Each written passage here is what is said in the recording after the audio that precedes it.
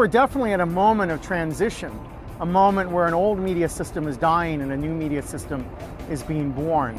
An era when spectatorial culture is giving way to participatory culture, where a society based on a small number of companies controlling the storytelling apparatus is giving way to a much more complex mediascape where average citizens have the ability to seize control over the media technology and tell their own stories in powerful new ways.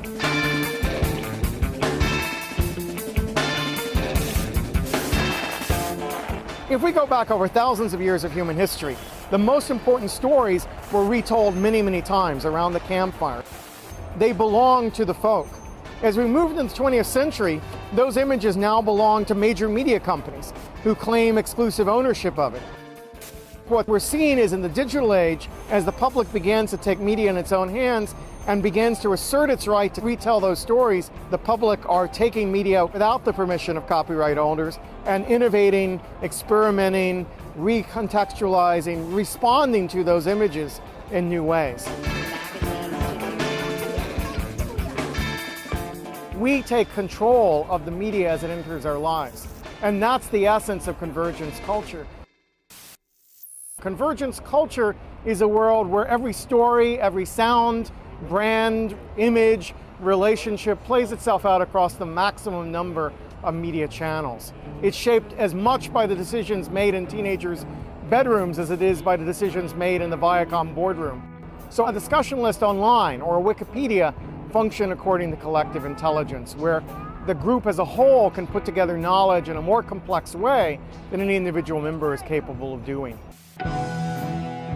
We are developing technologies around collective intelligence which allow us to monitor government-produced data in ways that would have been impossible before. We're seeing human rights activists taking videos recorded by torturers and turning them around and using them to call attention to the role of torture around the planet. George Orwell imagined a world where Big Brother was watching us, but we instead, with little cell phone cameras, are watching Big Brother every moment of the day.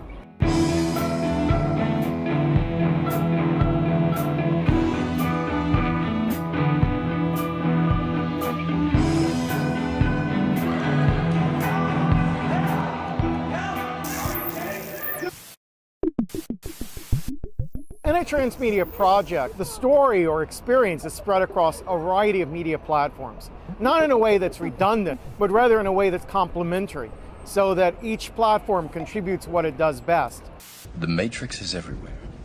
It is all around us, even now in this very room. Popular entertainment so far has been the best at exploiting these core principles. We might look at The Matrix as a story that unfolds across 3 feature films, a dozen animated short subjects, about 20 comic book stories, about 3 video games, and continues to expand as the audience takes it up and creates fan fiction, or fan art, or fan costumes, or fan theater.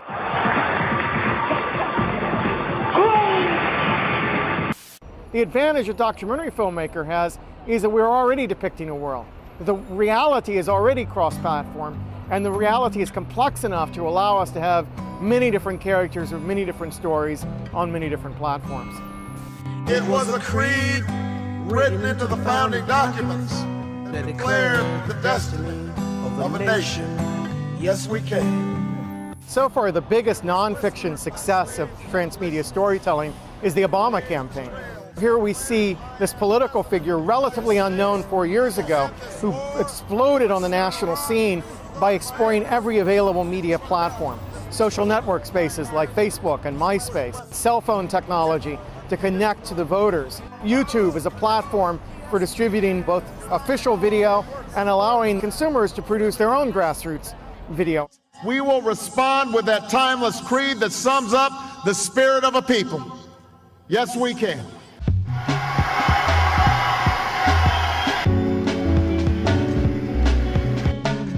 A world governed by principles of participatory culture has the potential to be much more diverse than a world controlled by a small number of media producers.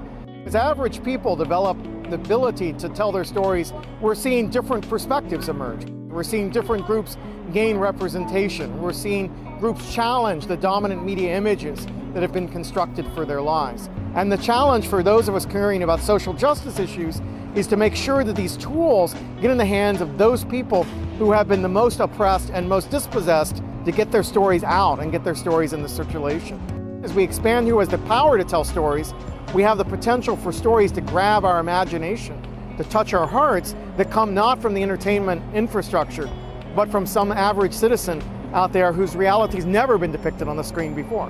And I think that's the real excitement of our present moment of media change.